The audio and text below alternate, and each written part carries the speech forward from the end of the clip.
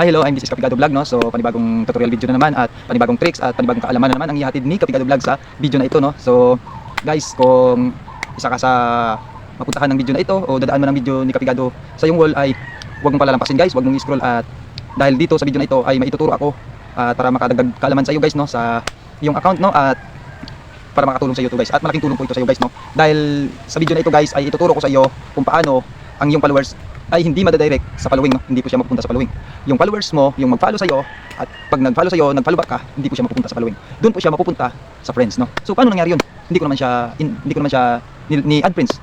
Nag-follow back lang ako sa kanya, bakit siya nag-direct in friends, no? So, 'yun po ang ituturo ko sa inyo, guys, no? So, mas maganda ito, guys, at advantage to, no? Kasi hindi lang sa mas advantage siya na imbes na mapupunta sa following ay mapupunta po siya sa friends, no?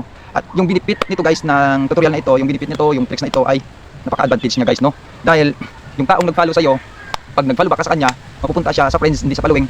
Hindi lang po siya ang makakita ng video mo, hindi lang po siya ang makapanood ng video mo.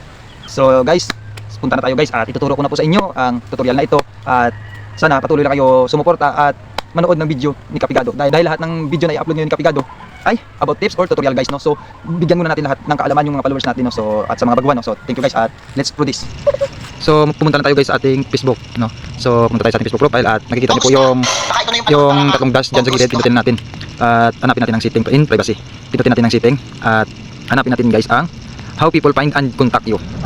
So, pagkatapos natin pindutin, guys, ay i-setting na po natin, no? So, who can send you friend request? Everyone, guys, lagay natin sa everyone. How can see your friend list? Public, guys. At saka people with your email address, no one. Pindutin natin sa no one.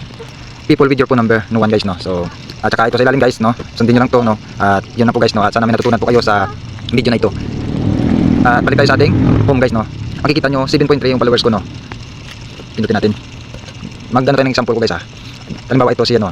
Ito followers ko siya, guys, pero napunta na siya sa friends. Ito po yung sinasabi ko, no? At hanapin natin siya sa following, guys. Hindi nyo na siya makikita sa following. So wala na kayong pinadit na makikita dyan, guys, sa following, no? Dahil doon na po siya sa friends, no?